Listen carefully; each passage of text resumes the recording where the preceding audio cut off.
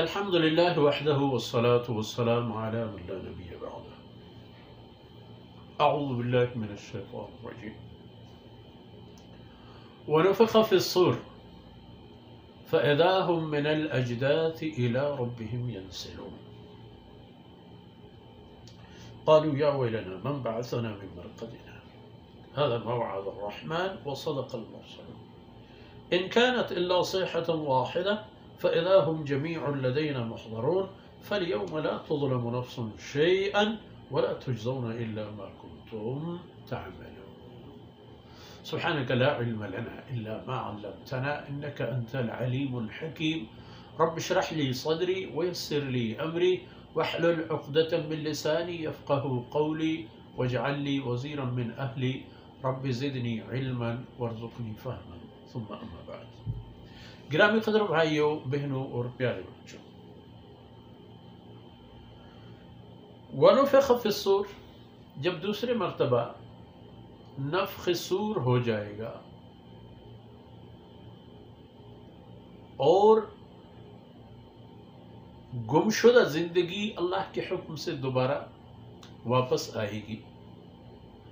گمشدہ اس لیے کہہ رہا ہوں کہ مخلوقات کے سامنے سے وہ گم ہے اور اللہ کے علم اور قدرت میں موجود ہے، اس لیے اللہ کے حکم سے وہ دوبارہ واپس آ جاتی ہے۔ جب زندگی واپس آ جاتی ہے فَإِذَا هُمْ مِنَ الْأَجْدَاثِ إِلَىٰ رَبِّهِمْ يَنْسِلُونَ، پھر آپ دیکھیں گے کہ وہ اپنے قبروں سے، یہی انسان اور تمام مدفون مخلوق وغیرہ، زمین سے اور انسان قبور سے اور اسی طرح قبروں سے نکل کے تیز دوڑتے ہوئے اللہ رب العزت کی طرف، یعنی میدان محشر کی طرف دوڑتے ہوئے چلے جاتے ہیں، جہاں اللہ رب العزت کی عدالت انصاف قائم ہے۔ سب کے سب دوڑ لگاتے ہوئے سیدھا وہیں پہنچے۔ جب یہ منظر دیکھیں گے قالوا یا ویلنا، یہ کہیں گے کہ اے ہماری تباہی تو آ گئی، ہمارے نحوست آ گئی، ہماری شامت آ گئی، ہم تو تباہ ہو گئے، برباد ہو گئے۔ اور ویسے ویل جہنم میں ایک مخصوص جگہ ہے جو جہنم کا سب سے برا اور تباہ کن جگہ ہے۔ تو یہ کہیں گے اپنی تباہی کو آواز دے کر من بعثنا من مرقدنا، یہ کس نے ہمیں ہمارے خوابگاہوں سے جگا دی؟ آرام سے سوئے ہوئے تھے۔ مفسرین نے لکھا ہے کہ آرام سے تو انسان نہیں ہوگا، برزخ میں بھی اس کو جو اس کی اعمال اور ایمان تھے اس کے مطابق سلوک ہوگا، مگر قیامت کے جو مناظر وہ دیکھیں گے اور انہیں یاد پڑے گا تو کہیں گے کہ وہ تو کچھ بھی نہیں تھی، برزخی زندگی میں جو عذاب ان کو مل چکا تھا تو کچھ بھی نہیں۔ پھر کہیں گے کہ هذا ما وعد الرحمن، یہ وہی ہے جس کی وعدہ ہمیں اللہ رب العزت نے دے دیا تھا، وصدق المرسلون، اور سچ فرمایا تھا اللہ کے رسولوں نے۔ سیدنا آدم علیہ السلام سے لے کر سیدنا نوح اور جتنے بھی اولو العزم حضرات انبیاء جن کا ذکر خیر قرآن کریم میں ہے اور جو نہیں ہے، منہم من قصصنا علیک ومنہم من لم نقصصہم علیک، ان سب نے سچ بولا۔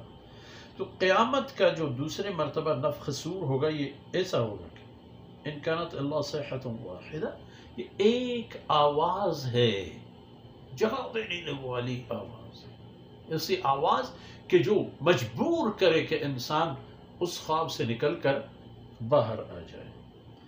جب یہ آواز آئے گی فَإِذَا هُمْ جَمِيعٌ لَدَيْنَا مُحْضَرُونَ، پھر دیکھو گے کہ سب کے سب اللہ فرماتے ہیں میرے سامنے موجود۔ ویسے اللہ رب العزت کا کوئی جہت، کوئی مقام مخصوص اپنی شان کے مطابق جو ہے سو ہے، مگر یہ کہ اللہ رب العزت کی گرفت، قدرت اور نظر ہر جگہ ہر چیز پر ان پر محیط ہو، اور پھر اعلان ہوگا، بلکہ آج یہ اعلان ہے اور آج یہ حقیقت واضح ہے کہ فَالْيَوْمَ لَا تُظْلَمُ نَفْسٌ شَيْئًا، کسی بھی جاندار کے ساتھ، کسی بھی انسان کے ساتھ، کسی بھی جن و ملائکہ اور جمادات، نباتات اور حیوانات کے ساتھ کوئی بھی ظلم نہیں ہوگا، شیئا، معمولی سی چیز ہے۔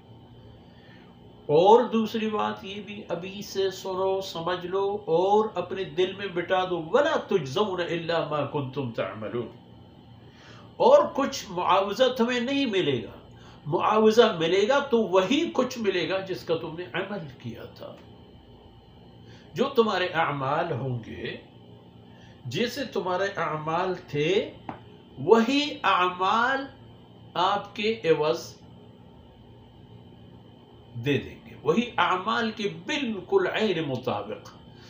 جو بیج تم نے یہاں زمین پر لگا دی ہے اس جگہ پر جا کر اسی کی ثمرہ سمیٹو گے. گندم از گندم بجوید، جو سے